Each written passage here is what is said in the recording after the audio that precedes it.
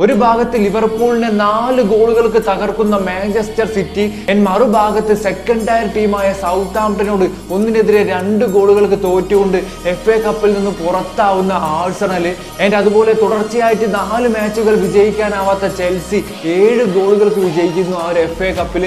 So ഏതായാലും ഇന്നത്തെ ആ ഒരു മാച്ച് ഡേ FA കപ്പിൽ ഒരു രക്ഷയുമില്ലായിരുന്നു. സത്യം പറഞ്ഞാൽ എനിക്ക് ആ ഒരു ആഴ്സണലിനെ മനസ്സിലാവുന്നില്ല. ഇത്രയും മികച്ച ഫോമിലുള്ള ആ ഒരു സീസൺ EFL കപ്പിൽ നിന്ന് പുറത്തായി, ഇപ്പോൾ FA കപ്പിൽ നിന്ന് നോക്കൗട്ടായി. ഇനി ആ ഒരു പ്രീമിയർ ലീഗും ചാമ്പ്യൻസ് ലീഗിലും മാത്രമാണ് ആഴ്സണൽ കണ്ടിന്യൂ ചെയ്തു പോകുന്നത്. പ്രീമിയർ ലീഗ് കിരീടം കൂടി ഒരു അവസാന നിമിഷം ആ ഒരു പഠിക്കൽ കൊണ്ടുപോയി കല മുടക്കുമോ എന്നുള്ള ഒരു വല്ലാത്ത സംശയമുണ്ട്.